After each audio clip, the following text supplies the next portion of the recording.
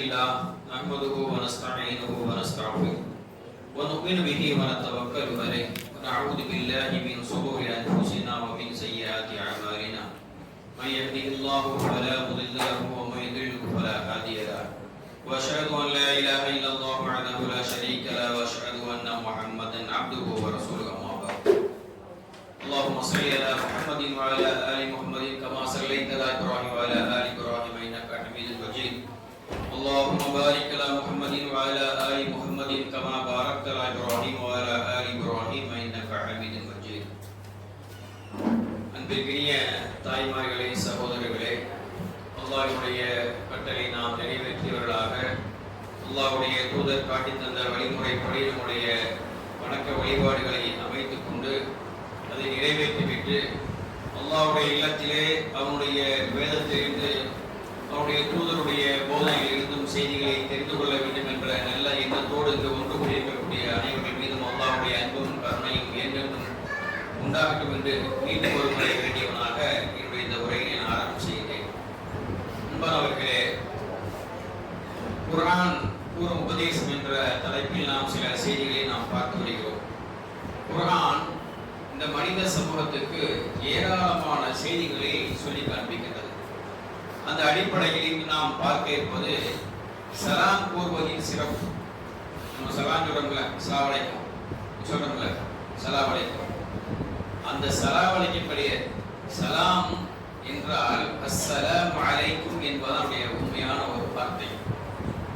ஆனா நம்ம பெரும்பான்மையா அதை தெரியறதே.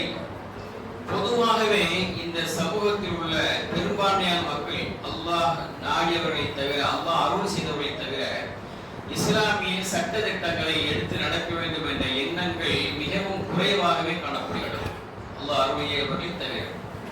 அப்ப கண்ணியத்துக்குரியவர்களே, இஸ்லாத்தை பொறுத்த வரைக்கும் எந்த ஒரு காரியத்தை நம்ம செஞ்சாலும் அந்த காரியம் அல்லாஹ்வால், அல்லாஹ்வுடைய தூதரால் நமக்கு வழிகாட்டப்பட்டிருக்கிறதா என்பதை பார்த்து செய்யும் பொழுது அல்லாஹ் ரப்பல் ஆலமீனுடைய வெகுமதி அந்த செயலுக்கு கிடைக்கிறது.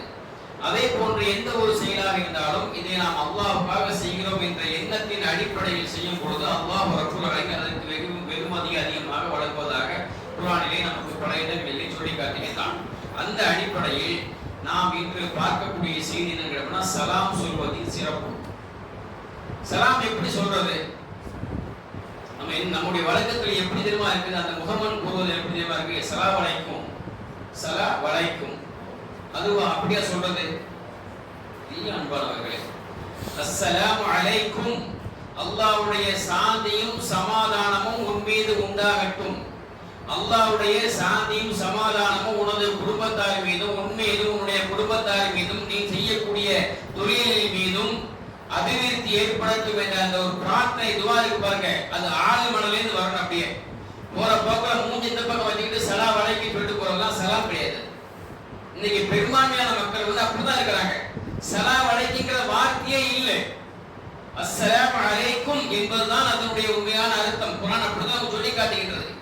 நம்ம என்ன வழங்கிட்டோம், நம்முடைய வழக்கில் அப்படியே அஸ்ஸலாமு அலைக்கும் என்பது என்ன பண்றோம், சொல்லி சொல்லி சொல்லி சலாம் அலைக்கும், சலாம் அலைக்குங்கிற ஆரம்பிச்சிட்டோம். சலாம் அலைக்கும் அதுக்கு எந்த அர்த்தமும் இல்லை. நீங்க பிரார்த்தனை எல்லாம் ஒன்றும் செய்ய இல்லை. நம்ம என்ன நினைச்சிட்டோம்னா அது ஏதோ ஒரு சடங்கு மாதிரி ஆகின. கண்ணியத்துக்குரியவர்களே, அஸ்ஸலாமு அலைக்கும் என்ற அந்த முகமன் இருக்குது, அது சாதாரண வார்த்தை இல்லை. அது அல்லாஹ்விடமிருந்து வந்த ஒரு பெரிய முபாரக் அருட்கொடை என்பதை குர்ஆன் நமக்கு பல இடங்களில் சொல்லி காண்பிக்கிறது. அப்ப நம்ம என்ன பண்றோம் கேட்டோம்னா, ஒருவருக்கு சலாம் சொல்கிறோம் என்றால் நாம் அவருக்காக துஆ செய்கிறோம் என்ற எண்ணத்தை முதல்ல உள்ள ஆழ் மனதிலே நம்ம கொண்டு வரணும். மனசுக்கு என்னணும், என்ன பாக்குறீங்க, நான் உங்களை பாக்குறேன், சலாம் சொல்றேன்னு சொன்னோம்னா என்னுடைய சலாத்துல உயிர் இருக்கணும், உயிரோட்டமான சலாமா இருக்கணும். என் முகத்தை எந்த பக்கம் திருப்பிக்கிட்டு உங்களுக்கு சலாம் அலைக்கும் சொல்லிட்டு போகல, எந்த அர்த்தமே கிடையாது. அப்ப அஸ்ஸலாமு அலைக்கும் என்று நாம் சொல்கிறோம் என்றால் என்ன ஒரு உள்ளத்துல இருக்கணும், அல்லாஹ்வுடைய சாந்தியும் சமாதானமும் இவரின் மீதும், இவருடைய குடும்பத்தினர் மீதும், இவர் செய்யக்கூடிய தொழிலின் மீதும் அல்லாஹ்வுடைய கருணை உண்டாகட்டும் என்ற எண்ணம் அந்த துஆ இருக்கு பாருங்க. அது எல்லா நேரங்களிலும் காலங்களிலும் சொல்லப்படக்கூடிய ஒரு புனிதமான ஒரு வார்த்தை, ஒரு துஆ. நம்ம அதை உணர்றதே இல்லை. சில அல்லாஹ்வுடைய கடமை முஸ்லிம்களை பார்த்தா சலாம் சொல்லணும் அப்படின்னு, அந்த சலாத்தை கூட என்ன பண்றதில்லமா சரியான முறையில் சொல்வதில்லை. நான் என்ன பண்ணுங்க, இன்ஷா அல்லாஹ் இனி வரக்கூடிய காலங்கள்ல அந்த ஸலாத்தை வந்து என்ன பண்ணுங்க, தெளிவா சொல்லுங்க, அழகா சொல்லுங்க. அஸ்ஸலாமு அலைக்கும் என்று சொல்லுங்க. கண்ணியத்துக்குரியவர்களே, அல்லாஹ் ரப்புல் ஆலமீன் அவருடைய அருள்மறையாம் திருமறை சொல்லி காட்டுகிறார் பாருங்கள். வைதா ஹுதீதும் பித்தஹியத்தி ஃபஹய்யு பிஅஹ்ஸன மின்ஹா அவ் ருத்துஹா இன்னல்லாஹ கான அலா குல்லி ஷைஇன் ஹஸீபா. உங்களுக்கு சலாம் கூறப்படும் பொழுது அதற்கு பிரதியாக அதைவிட அழகான வார்த்தைகளை கொண்டு என்ன பண்ணி சலாம் கூறுங்கள். அல்லாஹ் சொல்லி காட்டுறான் செய்தியை. உங்களுக்கு சலாம் யாராவது ஒருத்தர் சொல்றாங்கன்னு வைங்களேன், நீங்க என்ன பண்ணுங்க, அதுக்கு பிரதிபலனாக அழகான வார்த்தைகளை கொண்டு நீங்க என்ன பண்ணுங்க, சொல்லுங்கள். இல்லையா உங்களுக்கு அப்படி சொல்ல தெரியலையா, அதையே நீங்க என்ன பண்ணுங்க, திருப்பி சொல்லுங்க. அஸ்ஸலாமு அலைக்கும் அவர் சொல்றாரா, வாவ கூட சேர்த்து வலைக்கும் ஸலாம் என்று நீங்கள் சொல்லுங்கள். கண்ணியத்துக்குரியவர்களே, நிச்சயமாக அல்லாஹ் எல்லா பொருட்களின் மீதும் கண்காணிப்பவனாக இருக்கிறான் சொல்லி இந்த செய்தி அல்லாஹ் சொல்லி காட்டுகிறான். இப்ப கண்ணியத்துக்குரிய தாய்மார்களே, சகோதரர்களே, வாலிபர்களே, அப்ப அந்த சலாத்துக்கு வந்து உயிர் இருக்கணும், உயிரோட்டம் உள்ள ஒரு சலாமாக இருக்கணும். அல்லாஹ்வுடைய தூதர் ஸல்லல்லாஹு அலைஹி வஸல்லம் ஒரு மனிதர் வராரு, வந்து கேக்குறாரு, யா ரசூலுல்லாஹ், இஸ்லாத்துல சிறந்த செயல் எதுன்னு கேக்குறாரு. இஸ்லாத்தில் சிறந்த செயல் எதுன்னு கேட்கிறார். அதுக்கு ரசூலுல்லாஹ் சொல்றாங்க, சலாத்தை பரப்புவது. நபி ஸல்லல்லாஹு சொல்றாங்க, பசித்தவனுக்கு நீர் உணவளிப்பது, நீர் அறிந்தவர் அறியாதவர் யாரை பார்த்தாலும் சலாம் சொல்றதுன்றாங்க ரசூலுல்லாஹ் ஸல்லல்லாஹு. இஸ்லாத்துல சிறந்த செயல் என்று கேட்கக்கூடியவருக்கு அல்லாஹ்வுடைய தூதர் சொல்லக்கூடிய பதில் என்னன்னா, நீங்க என்ன பண்ணுங்க, பசித்தவனுக்கு உணவளிங்க. பசித்தவன்கிட்ட ஒருத்தன் வந்துட்டானா அவனுக்கு சாப்பாடு வாங்கி கொடுத்துருங்க. சிறந்த செயல் இது. அதுக்கு அடுத்ததாக இவர் தெரிஞ்சவர், இவர் தெரியாதவர், இவர் அந்த ஜமாத்துக்காரரு, இவர் இந்த ஜமாத்துக்காரரு, இவருக்கு சொல்லலாமா, இவருக்கு சொல்லக்கூடாதா, சொன்னா பதில் சொல்லுவாரா, நீங்க அப்படி ஆகி போச்சு.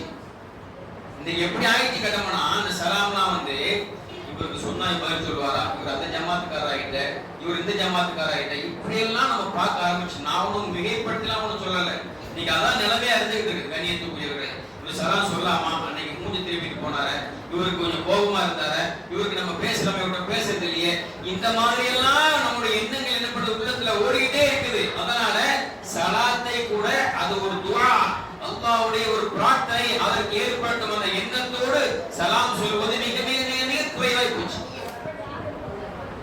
தாய்மார்கள், நீங்க பேசுறீங்களா நான் பேசட்டா? கொஞ்சம் அமைதியாருங்க. என்ன கொஞ்சம் நேரம் தான், அவ்வளவுதான். 4 மணி நேரத்தை வேலையை முடிச்சுட்டு போயிட்டே இருக்கணும். கொஞ்ச நேரம் நம்ம அமைதியாருங்க, இன்ஷாஅல்லாஹ் சொல்றதை நீங்க கேட்டுக்கலாம். அப்ப ரசூலுல்லாஹ் சொல்றாங்க, பசித்தவனுக்கு நீர் உணவளிப்பதும், உனக்கு தெரிந்தவர் தெரியாதவர் யாரை பார்த்தாலும் சலாத்தை பரப்புவதும் இஸ்லாத்துல சிறந்த செயல் ரசூலுல்லாஹ் சொல்லியிருக்கிறாங்க. இப்ப கண்ணியத்துக்குரியவர்களே, அப்ப இஸ்லாத்திலேயே ஒரு சிறந்த செயலாக இருக்கக்கூடிய இந்த சலாம் இருக்கு பாருங்க. அப்ப இதை சொல்வதற்கு நமக்கு ஏன் தயக்கம்? தயக்கப்படவே கூடாது. முஸ்லிம்னு தெரியுதா, என்ன பண்ணுங்க, நீங்க சலாத்தை வந்து சொல்லிருங்க. நீங்க அல்லாஹ்வுடைய தூதர் வந்து கேக்குறாங்க, யா ரசூலுல்லாஹ், அல்லாஹ்வுக்கு மிக விருப்பமானவர் யார் அப்படின்னு கேக்குறாங்க. மக்களில் அல்லாஹ்வுக்கு மிக விருப்பமானவர் யார் என்று கேட்கும்போது அல்லாஹ்வுடைய தூதர் சொல்றாங்க, யார் முதலில் சலாத்தை ஆரம்பிக்கிறாரோ அவர் சிறந்தவர் ரசூலுல்லாஹ் சொல்றாங்க. சுப்ஹானல்லாஹ்.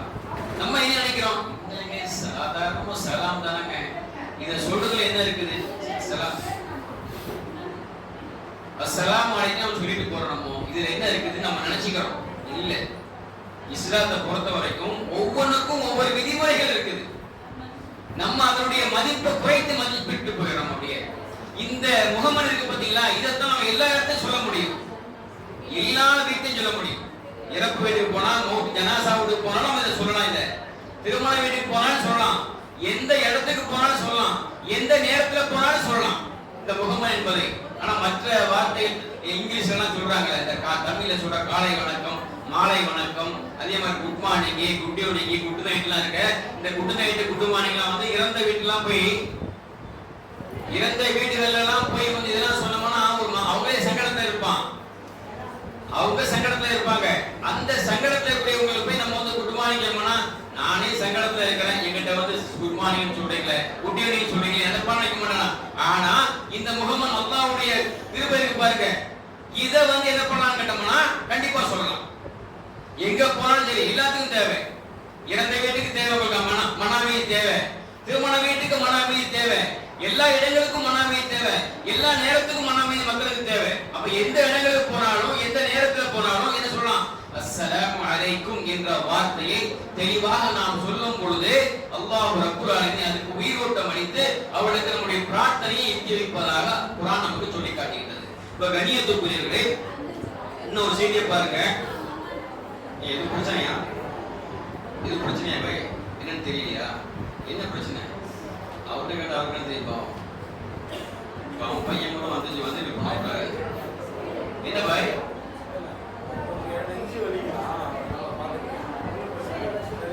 ஆஸ்பத்திரி கொண்டு போங்க, அதுக்கு ஏற்பாடு பண்ணுங்க. கொஞ்சம் அமைதியா இன்ஷா அல்லாஹ்.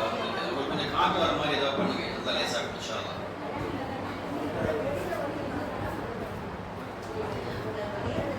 கொஞ்சம் உங்களுக்கு காற்று வர மாதிரி ஏதாவது பண்ணுங்க. நபி ஸல்லல்லாஹு அலைஹி வஸல்லம் கிட்ட வந்து நபி ஸல்லல்லாஹு அலைஹி வஸல்லம் எங்களுக்கு 7 விஷயத்தை கற்றுக் கொடுத்தான்னு சொல்றாங்க. அபூ உமாமா இப்னு அப்பாஸ் வழியாக அறிவிக்கிறாங்க, நபிகள் நாயகம் ஸல்லல்லாஹு அலைஹி வஸல்லம் அவர்கள் எங்களுக்கு 7 விஷயங்களை கட்டளையிட்டார்கள். அவை ஒன்று, நோயாளியை நலம் விசாரிப்பது. இஸ்லாத்தில் உள்ள பெரிய ஒரு சிறப்பு இது. நோயாளியை நலம் விசாரிப்பது. இரண்டாவதாக ஜனாசாவை பின்தொடர்வது. மூன்றாவதாக தும்மியவருக்கு பதில் சொல்லுவது.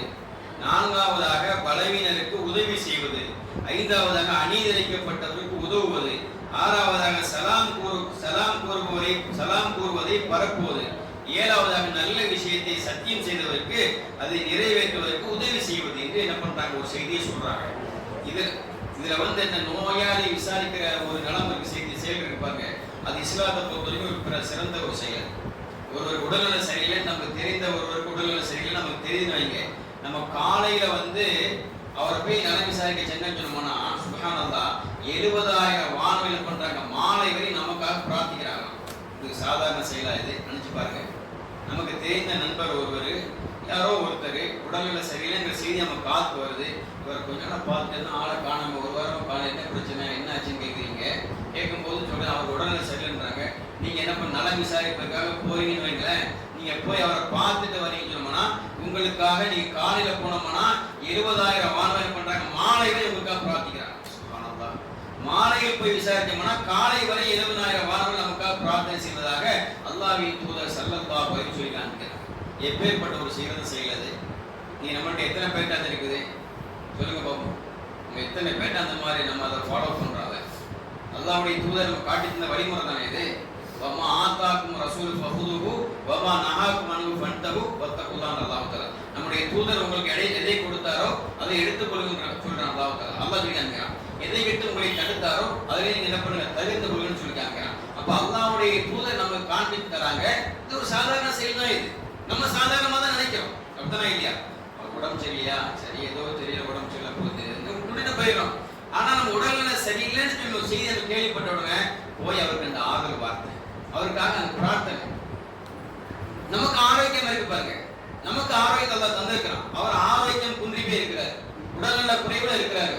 அப்ப நம்ம என்ன பண்றோம், போய் கவலைப்படாதீங்க, அல்லாஹ் உங்களுக்கு ஷிஃபாவா இருக்குவான், அல்லாஹ் உங்களுக்கு ஆரோக்கியம் தருவான் என்று நம்ம சொல்லும் போது அவருக்கு ஒரு ஆறுதல். நம்ம அந்த துவா செய்யறோம், நம்முடைய துவா இன்ஷா அல்லாஹ் ஏற்றுக்கொள்ளப்படும் என்றால் அவர் விரைவில் குணமடைவார்.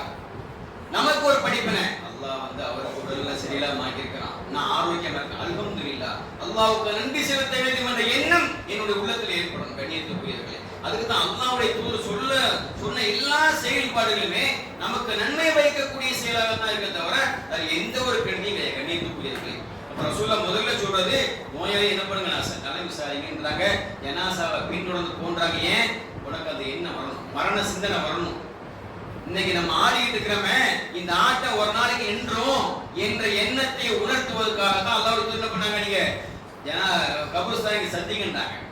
ஜியாரத் சொல்றதுக்கான காரணம் என்னன்னு கேட்டோம்னா, ஜனாசாவை நீங்க பின்தொடருங்க, கொண்டு போய் அடக்கிற வரைக்கும் நில்லுங்க, திரும்பி வாங்க, போகும்போது அங்க பார்த்தோம்னா அவங்களுக்கு எனக்கு துவா செய்யுங்க. யாருக்கு? கபராளிகளுக்கு, மன்னரையில் அடக்கப்பட்டவர்கள் அங்க போன துவா செய்யுங்க. உள்ள போயிட்டீங்களா, அஸ்ஸலாமு அலைக்கும் யா தாரில் கரார் தாரில் குபூர், மன்னரை வாசிகள் உங்கள் மீது அல்லாஹ்வுடைய சாந்தியும் சமாதானம் உண்டாவதாக, நீங்கள் எங்களை முந்தி விட்டீர்கள், நாங்கள் உங்களை பின்தொடர வைக்கிறோம், யா அல்லாஹ் எங்களுடைய அவருடைய பாவங்களை மன்னிப்பாயாக என்ற துவா. கண்ணியத்துக்குரியவர்களே, இதெல்லாம் வந்து பெரும்பான்மையா நம்ம வந்து எல்லாத்தையும் விட்டுட்டோம். எந்த செயலையும் நம்ம என்ன பண்றோம், சாதாரணமா எடுத்துக்கிறோம். இல்ல அன்பானவர்களே, எல்லாத்திலையுமே அல்லாஹ்வுடைய தூதருடைய வழிகாட்டுதல் இருக்குது. கண்ணியத்துக்குரியவர்களே, அப்ப அங்க போகும்போது நமக்கு என்ன பண்ண ஒரு உணர்வு ஏற்படுது, ஒரு பயம் ஏற்படுது. நம்ம கூட தான் இருந்தார் இவரு, மௌத்தா போயிட்டாரு. நம்ம இருக்கிறோம், அல்ஹம்துலில்லாஹ். அல்லாஹ் நமக்கு ஆயுள கொடுத்துருக்கிறான். இப்ப நம்ம அல்லாஹ்க்கு நன்றி செலுத்தணும். சரிங்களா?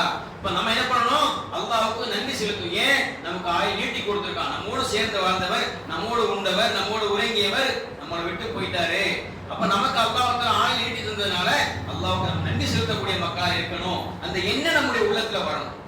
அப்ப நம்ம அந்த காரியத்தை செய்யும் போது அல்லாஹ்வுடைய கிருபை நமக்கு இருக்குது. இப்ப கண்ணியத்துக்குரியவர்களே, அதே மாதிரி பலவீனருக்கு உதவி செய்வது, தும்மியவருக்கு பதில் கூறுவது. தும்மியவருக்கு நான் என்ன சொல்ல, அவர் தும்மிட்டு பேசாம போயிட்டே இருப்பாரு. இல்ல, ஒரு இஸ்லாமிய சகோதரன் அவன் தும்முன உடனே அல்ஹம்துலில்லாஹ்ன்றான். இதெல்லாம் ஆராய்ச்சி பண்றாங்க. நீங்க எல்லாம் கூட கேள்விப்பட்டிருப்பீங்க. ஒரு ஹார்ட் டாக்டர் ஒரு ஹார்ட்டை குழந்தை வச்சு ஆபரேஷன் பண்ணிக்கிற நேரத்துல அந்த தும்மல் வந்த நேரத்துல ஒரு செகண்ட் அப்படி நின்னுட்டு அதுக்கப்புறம் அது வந்து ரெண்டாவது மீண்டும் வந்து பம்ப் பண்ணதாக செய்தி நம்ம பார்க்கிறோம். சரிங்களா? அப்ப அல்லாஹ் தஆலா வந்து அந்த ஹார்ட்டை வந்து நின்னுட்டு அதுக்கப்புறம் ரெண்டா பம்ப் பண்ற வைக்கிறான் பாருங்க. எவ்வளவு பெரிய கிருபை அது. அதனால அல்ஹம்துலில்லாஹ், அல்லாஹ் புகழுது. அல்ஹம்துலில்லாஹ், அல்லாஹ்வுக்கே எல்லா புகழும். அப்ப யார் ஒருவர் இப்படி தும்மிட்டு அல்ஹம்துலில்லாஹ் சொல்றாரோ அவருக்கு நீங்க என்ன பண்ணுங்க? இரஹமுக்கல்லாஹ், அல்லாஹ் அவருக்கு பரக்கத் செய்யட்டும்.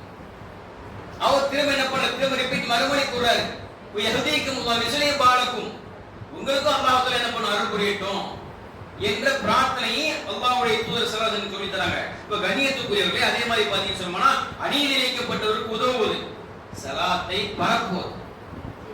நல்ல விஷயத்துல வந்து ஒருவர் சத்தியம் செய்யணும்னா அந்த சத்தியத்தை அவருக்கு நிறைவேற்ற முடியலன்னா நீங்க அவருக்கு உதவுவது என்று அல்லாஹ்வின் தூதர் ஸல்லல்லாஹு அலைஹி வஸல்லம் சொல்லி காண்கிறாங்க. இப்ப கண்ணியத்துக்குரிய சகோதரர்களே, தாய்மார்களே, அப்ப அந்த செயலெல்லாம் நம்மகிட்ட வரணும். நம்ம ஒரு செய்தியை சொல்றோம், அந்த சொல்ற செய்தி வந்து குர்ஆன் அல்லாஹ்வுடைய வாக்கு, அல்லாஹ்வுடைய தூதருடைய வாக்கு அப்படிங்கும்போது நம்ம அதுக்கு உயிரோட்டம் கொடுப்பதற்கு நம்ம என்ன பண்ணணும்? முயற்சி பண்ணணும். இப்ப நம்ம இதெல்லாம் செய்யணும், நம்ம இதெல்லாம் விடுபட்டு இருக்குது, நம்மகிட்ட செய்யாம இருந்துட்டு இருக்கிறோம்.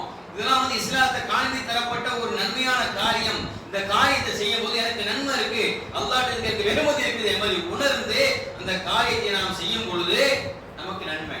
இதெல்லாம் என்னப்பா இருக்குது, இதெல்லாம் எப்பவும் சொல்றதுதான் செய்யறதுதான் பார்த்துக்கலாங்கிற மாதிரி நம்ம போனோம்னா உபதேசத்தை கேட்டும் அதை வந்து நம்ம செயல்படுத்தி இருந்தோம்னா, முந்தான சொன்ன மாதிரி அல்லாஹ் குர்ஆன் சொல்லி காண்கிறான், உபதேசத்தை கொண்டும் உபதேசத்தை கேட்டும் வெறுப்படைந்து ஓடுகிறார்களே என்று சொல்லிட்டு அவங்களை பத்தி என்ன பண்றான், ஒரு குறையாக அல்லாஹ் சொல்லக்கூடிய செய்தியை நம்ம பார்த்தோம். அப்ப கண்ணியத்துக்குரியவர்களே, இன்னும் அல்லாஹ் சொல்லியாங்கன்னா உபதேசம் செய்யுங்கள், அந்த உபதேசம் மூமின்களுக்கு பயனளிக்கும் அல்லாஹ் தஆலா.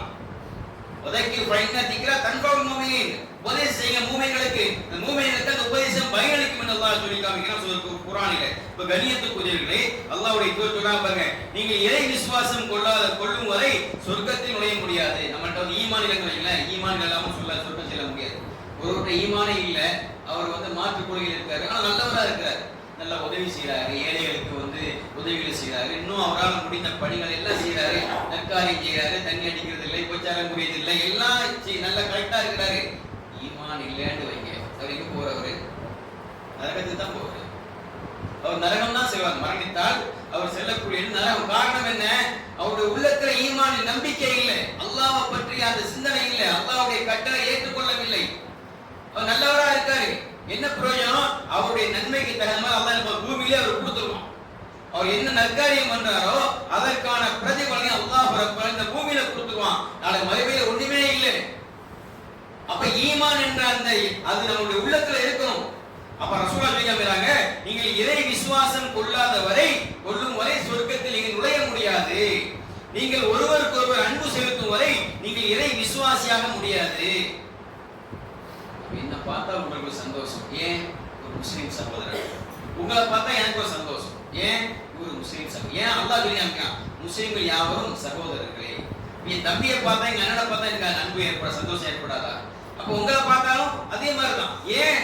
முஸ்லிம் என்பவன் சகோதரன். அல்லாஹ் சொல்லியிருக்கான் குர்ஆன்ல, முஸ்லிம்கள் யாவரும் சகோதரர்களே என்றான். அப்ப சகோதரனுக்கு சகோதரன் பார்த்தவங்க சந்தோஷம், அன்புடைய பாய் கராச்சி தெரிஞ்சவர் தானே, வருவார் போவாரு பேசுவாரு, என்ன பார்த்தா உங்களுக்கு ஒரு மகிழ்ச்சி. எனக்கும் நானும் உங்களை பார்த்த உடனே அனைவரும் பெரம்பூர் கன்னியாகுமரி ஸ்கூல்ல இருந்தவர் தானே, நல்லா இருக்கல பாய், நல்லா இருக்கல விசாரிப்பார். அப்ப ஒரு அன்பு பாசையா இருப்பார். ரசூலுல்லாஹ் தான் சொல்லி காமிக்கிறாங்க, நீங்கள் ஒருவருக்கு ஒரு அன்பு செலுத்தும் வரை நீங்கள் இறை விசுவாசியாக முடியாது, அன்பு செலுத்தாத வரை. அப்ப அன்பு செலுத்தணும். நீங்கள் எதை செய்தால் அன்பு செலுத்துவீர்களோ அதை உங்களுக்கு அறிவிக்கட்டுமான்னு ரசூலுல்லாஹ் கேட்டு சொல்றாங்க. உங்களுக்கு என்ன பண்ணுங்க, ஸலாத்தை பரப்புங்க. ரசூலுல்லாஹ் கண்ணியத்துக்குரியவர்களே, சலாம் தானே பாய், சலாத்துக்கே 1 மணி நேரம் பேசணுமா என்றெல்லாம் நாம் நினைக்கிறோமா இல்லையா? இவ்வளவு விஷயங்கள் இருக்கு கண்ணியத்துக்குரியவர்களே. இஸ்லாத்தை பொறுத்த வரைக்கும் அதான் நான் சொல்றது, சின்ன செயலா தான் இருக்கும், ஆனா அதுக்கு நன்மை அதிகமா இருக்கும். உங்களை பார்த்து சிரிச்சா நன்மை இருக்கணும்னா எங்க மத்த எந்த இசத்துல நமக்கு தேட முடியும்? இந்த மாற்றுக்குள்ள ஏதாவது இருக்குதா? உங்களை முகத்தை பார்த்த உடனே எனக்கு ஒரு சிரிக்கிறேன்னு வைங்க, பாய் நல்லா இருக்கீங்களா பாய் அப்படின்னு சிரிச்சு கேட்டேன்னா அதுக்கு நன்மை இருக்குது. கையை கொடுத்து கையை பிரிக்கிற வரைக்கும், கையை பிரிக்கிறதுக்கு முன்பாக வரைக்கும் காய்ந்த அந்த இலைகளில் உதவி நம்முடைய பாவங்கள் மன்னிக்கப்படுவதாக அல்லாஹ்வுடைய தூதர் சொல்லி காமிக்கிறாங்கன்னா இதை விட ஒரு சிறந்த செயல் என்னங்க இருக்குது? ஒரு சகோதரனை பார்த்த உடனே சிரிச்சுக்கிட்டு பாய் சந்தோஷமா நல்லா இருக்கிற பாய் அப்படின்னு கை கொடுத்தோம்னா நம்ம 2 பேரும் கையை பிரிப்பதற்கு முன்பாக நம்முடைய பாவங்கள் எல்லாம் மன்னிக்கப்படும் ரசூலா சொல்லி காமிக்கிறாங்க. ரசூலா சும்மா சொன்னாங்க இல்லையே, எதையுமே அவர் சொல்வதெல்லாம் அல்லாஹ்வுடைய கட்டளை கேட்ப அல்லாஹ்வுடைய செய்தி தான் அனுப்பலாம் சொன்னாங்க. அப்ப கண்ணியத்துக்குரியவர்களே, அப்ப உங்களை அன்பு செலுத்தணுமான்னு கேட்ட ரசூலா சொல்றாங்க சலாத்தை நீங்க பரப்புங்கன்றாங்க. அப்ப இன்ஷா அல்லாஹ் செய்யலாமா? யாரை பார்த்தாலும் சரி, ஒரு முஸ்லீமை பார்க்கறோமா அஸ்ஸலாமு அலைக்கும் பாய் சொல்லிடுறோம். கண்ணியத்துக்குரியவர்களே, அல்லாஹ்வுடைய தூதர் சஹாபாக்கள் உட்கார்ந்துருக்காங்க. ஒரு மனிதர் வருகிறார், அஸ்ஸலாமு அலைக்கும் என்று சொல்லிட்டு உட்கார நபி ஸல்லல்லாஹு சொன்னாங்க, அவருக்கு பதில் சொன்னாங்க, சொல்லிட்டு சொன்னாங்க நஷ்ருன் அப்படின்னாங்க. இரண்டாவதாக ஒருவர் வந்தார், அவர் சொல்றாரு அஸ்ஸலாமு அலைக்கும் வ ரஹ்மத்துல்லாஹ் என்று சொல்லிட்டு உட்கார்ந்தாரு. நபி ஸல்லல்லாஹு அலைஹி அவருக்கும் பதில சொல்லிட்டு என்ன பண்ணாங்க இஷ்ரூன் அப்படின்னாங்க. மூன்றாவதாக ஒருவர் வருகிறார், அவர் வந்து என்ன பண்ணாரு அஸ்ஸலாமு அலைக்கும் வ ரஹ்மத்துல்லாஹி வ பரகாத்துஹு சொல்றாரு. ரசூலுல்லாஹ் சொல்லிட்டு உட்கார்றாங்க. நபி ஸல்லல்லாஹு அலைஹி அவருக்கு பதில் சொல்லிட்டு சொன்னாங்க தலாஃபூன் அப்படின்னாங்க. இப்ப சஹாபாக்கள் கேட்டாங்க யா ரசூலுல்லாஹ், முதல்ல ஒருத்தர் வந்து அஸ்ஸலாமு அலைக்கும் சொன்னாரு, சொல்லிட்டு உட்கார்ந்தாரு, அவருக்கு நீங்க என்ன பண்ணீங்க அஷ்ருன் 10 சொன்னீங்க.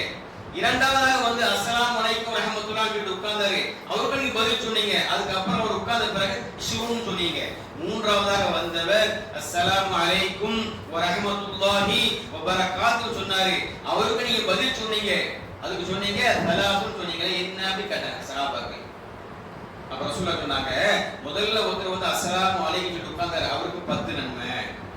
இரண்டாவதாக வந்தவர் அஸ்ஸலாமு அலைக்கும் வ ரஹ்மத்துல்லாஹி என்று சொன்னாரே, அவருக்கு 20 நன்மை. மூன்றாவதாக வந்தவர் அஸ்ஸலாமு அலைக்கும் வ ரஹ்மத்துல்லாஹி வ பரகாத்துஹு என்று சொன்னாரே, அவருக்கு 30 நன்மை ரசூலுல்லாஹ் சொல்லி தந்தாங்க. கண்ணியத்துக்குரிய சகோதரர்களே, தாய்மார்களே, அப்ப நம்ம என்ன செய்யணுமோ, ஒருவரை பார்க்கிறோம் சொன்னோம்னா அஸ்ஸலாமு அலைக்கும் வ ரஹ்மத்துல்லாஹி வ பரகாத்துஹு என்ற அந்த பூரணமான வார்த்தையை ஆழ் மனதிலிருந்து கொண்டு வந்து அவருக்கு நாம் துஆ செய்கிறோம் என்ற எண்ணத்தில் நாம் என்ன பண்ணணும், அவருக்கு சொல்லணும் சலாத்தை. அவர் கேட்கக்கூடிய அவர் என்ன பண்ணணும் வ அலைக்குமுஸ் ஸலாம் வ ரஹ்மத்துல்லாஹி வ பரகாத்துஹு, அல்லாஹ்வுடைய சாந்தியும் சமாதானமும் அன்பும் கருணையும் உன் மீதும் உன் குடும்பத்தார் மீது உன்னுடைய தொழில் அதிகத்தின் போது ஏற்படட்டும் என்று சொல்லி நம்ம அவருக்கு செய்யக்கூடிய துஆ அவர் நமக்கு திருப்பி செய்து கொடுத்துவா.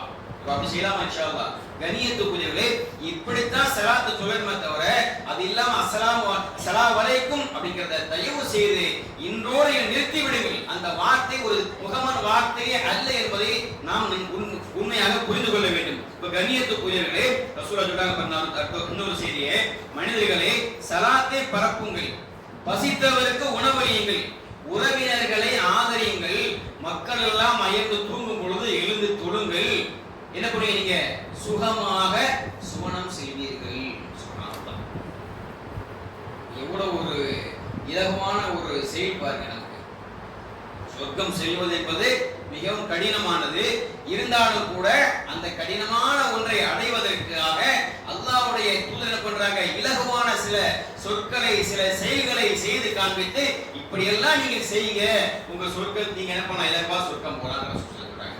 வசித்தவருக்கு உணவளிப்பது, அதுக்கப்புறம் என்னது ஸலாத்தை பரப்புவது, உறவினர்களை ஆதரிப்பது, மக்கள் எல்லாம் தூங்கும் போது தஹஜ்ஜுத் தொழுவது பாருங்க, எழுந்து நீங்கள் தொழுவது, நீங்கள் இதை செய்தால் இலகுவாக என்ன பண்ணலாம், நீங்க சுவனத்தில் நுழைவீர்கள் சொல்லியிருக்காங்க. கண்ணியத்துக்குரியவர்களே, நேற்று ஒரு செய்தியை பார்த்தோம். 2 தாடைகளுக்குள்ள மத்தியில் உள்ள நாவையும் 2 தொடைகளுக்கு மத்தியில் உள்ள மர்ம உறுப்பையும் யார் பேணிக் கொள்வதாக எனக்கு உத்தரவாதம் அளிக்கிறாரோ அவருக்கு சொர்க்கத்துக்கு நான் உத்தரவாதம் அளித்தேன் என்று சொன்னாங்க.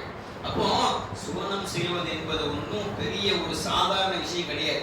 அல்லாஹ் தஆலா குர்ஆனில் சொல்லி காமிக்கிறான், உங்களுக்கு முன்னால் ஏற்பட்ட சோதனைகள் ஏற்படாமலேயே நீங்கள் சுவனத்தை அடைந்துள்ளலாம் என்று எண்ணுகிறீர்களா கேட்கிறான் அல்லாஹ் தஆலா குர்ஆனில். நம்ம என்ன நினைச்சிட்டு இருக்கிறோம், நான் முஸ்லீமா இருக்கிறேன், நான் தௌஹீத் சிந்தனைவாதியா இருக்கிறேன், நமக்கெல்லாம் சொர்க்கம் தான் பாய் என்று நம்ம பெருமாப்பு கொள்றோம். அப்படியே இருமாப்போட இருக்கிறோமா இல்லையா? அல்லாஹ் சொல்லி காமிக்கிறான், உங்களுக்கு முன்னால் வாழ்ந்த சமுதாய மக்களுக்கு ஏற்பட்ட சோதனைகள் உங்களுக்கு ஏற்படாமலேயே நீங்கள் சுவனத்தை அடைந்துவிடலாம் என்று எண்ணுகிறீர்களா? அவர்களை பிணியும் பட்டினியும் கொடுமைகளும் அவரை வந்து அடைந்தன. அல்லாஹ்வும் அல்லாஹ்வுடைய தூதரும் அல்லாஹ்வுடைய அடியார்களும் அல்லாஹ்வுடைய தூதரும் அல்லாஹ்வுடைய உதவி எப்பொழுது வரும் என்று எதிர்பார்த்தவா இருந்தார்கள். மத்தா நஸ்ருல்லாஹ் அலா இன் நஸ்ருல்லாஹி கரீப், அல்லாஹ்வுடைய சமீபத்திலிருந்து நம்ம என்ன பண்ண அவங்களுக்கு ஆறுதல் புரியணும் என்ற செய்தி அல்லாஹ் குர்ஆனில் சொல்லி காமிக்கிறான். அப்ப கண்ணியத்துக்குரியவர்களே, அப்ப இந்த மாதிரி எல்லாம் என்ன பண்ணாங்க, சிரமத்துக்கு ஆட்பட்டாங்க. ஆனா அப்படியெல்லாம் சொர்க்கம் அடைவது சிரமமா சாதாரணமான காரியம் இல்ல, சிரமமானதான் சொன்னாலும் கூட அல்லாஹ்வுடைய தூதர் என்ன பண்றாங்க, இந்த மாதிரி சில செய்திகளை நமக்கு சொல்லி தந்து இதெல்லாம் நீங்க செய்யுங்க, சொர்க்கத்துக்கு உத்தரவாதம் இருக்குது என்று சொல்லும் பொழுது கண்ணியத்துக்குரியவர்களே, நம்ம என்ன பண்ண கட்டோம்னா, அதுக்கு நம்ம உயிரோட்டம் கொடுக்கணும். நம்ம உயிரோட்டம் கொடுத்து நம்முடைய செய்திகளை அல்லாஹ்வுக்காக மாத்திரமே நாம் செய்தோம் என்று சொன்னோம்னா அல்லாஹ்வுடைய அனுகிரகம் நம்ம இருப்பதாக அல்லாஹ்வும் அல்லாஹ்வுடைய தூதரும் சொல்லி காண்பிக்கிறார்கள். கண்ணியத்துக்குரியவர்களே, இந்த ரெண்டு செய்தி சொல்லிட்டு நான் முடிச்சிடறேன் பாருங்க. சலாம் கூறுவதை அவர்கள் முதலில் ஆரம்பித்தவர் தான் அல்லாஹ்விடம் மக்கள் மிக மேன்மையானவராக திகழ்வார் என்று நபிகள் நாயகம் ஸல்லல்லாஹு அலைஹி வஸல்லம் அவர்கள் சொன்ன செய்தி பார்க்கிறோம். அதே மாதிரி அல்லாஹ் தஆலா சொல்லி காமிக்கிறான் 24வது அத்தியாயத்துடைய 61வது வசனத்துல கடைசி வாசகமாக அல்லாஹ் தஆலா சொல்லி காமிக்கிறான் பாருங்க. அல்லாஹ்விடமிருந்து உங்களுக்கு கிடைத்திருக்கும் முபாரக்கான பாக்கியமிக்க பரிசுத்தமான அஸ்ஸலாமு அலைக்கும் என்னும் நல்வாக்கியத்தை நீங்கள் உங்களுக்குள் கூறிக்கொள்ளுங்கள். எப்படி சொல்றா பாருங்க அல்லாஹ்விடமிருந்து உங்களுக்கு கிடைத்திருக்கக்கூடிய அந்த முபாரக்கான பாக்கியமான பரிசுத்தமான அஸ்ஸலாமு அலைக்கும் என்ற அந்த வார்த்தையை நீங்கள் உங்களுக்குள் கூறிக்கொள்ளுங்கள் என்று சொல்றான். நீங்க அறிந்து கொள்வதற்காக இவ்வாறு அல்லாஹ் ரப்பல் ஆலமீன் தன்னுடைய வசனங்களை விவரிக்கிறான் என்று அல்லாஹ் சொல்லி காமிக்கின்றான். இன்னும் அல்லாஹ் சொல்லி குர்ஆன்ல, நீங்கள் உங்க வீட்டுக்குள்ள போறீங்களா, ஸலாத்தை சொல்லிட்டே போங்கன்ற அல்லாஹ் தஆலா. உங்க வீடு தான் அது, நீங்க என்ன பண்ணுங்க, அல்லாஹ்வுடைய அந்த முபாரக்கான துஆவை சொல்லிக்கிட்டே போங்க. வீட்ல யாரும் இல்ல, மனைவி இல்ல, வாப்பா இல்ல, அம்மா இல்ல, யாரு தனியா நீங்க கதவு போறீங்க, அப்பவும் ஸலாத்தை சொல்லுங்க. ஏன்? அல்லாஹ்வுடைய அந்த துஆ உங்களுக்கு கிடைக்கட்டும் என்ற செய்தியெல்லாம் குர்ஆன் ஹதீஸ் மூலமாக பார்க்கின்றோம். ஆகவே கண்ணியத்துக்குரிய தாய்மார்களே, சகோதரர்களே, இனி நாம் ஒவ்வொருவரையும் பார்த்தால், முஸ்லிம் சகோதரரை பார்த்தால் ஸலாத்தை முன்னி சொல்ல வேண்டும். அந்த ஸலாத்தை பூர்ணமாக நான் சொன்ன பாருங்க, ரசூலுல்லாஹ் சொல்றாங்க, அஸ்ஸலாமு அலைக்கும் வ ரஹ்மத்துல்லாஹி வ பரகாத்துஹு என்ற அந்த பூர்ணமான வார்த்தையை கூறி நாம் துஆ செய்வோம். அவரும் கேட்கக்கூடியவரும் நமக்கும் அதே போன்ற பூர்ணமான முறையில் துஆ செய்யக்கூடிய ஒரு நிலையை ஏற்படுத்தி தருவானாக. நாம் எதை சொன்னோமோ, எதை கேட்டோமோ அதன்படி செயல்படக்கூடிய நல்ல பக்குவத்தை அல்லாஹ் ரப்பல் ஆலமீன் நம் அனைவருக்கும் தந்துள்ள வேண்டும் என்று கூறி முறையை நிறைவு செய்கிறேன். வாஹிர் தரவானா அல்ஹம்துலில்லாஹி ரப்பில் ஆலமீன். அஸ்ஸலாமு அலைக்கும் வ ரஹ்மத்துல்லாஹி வ பரகாத்துஹு.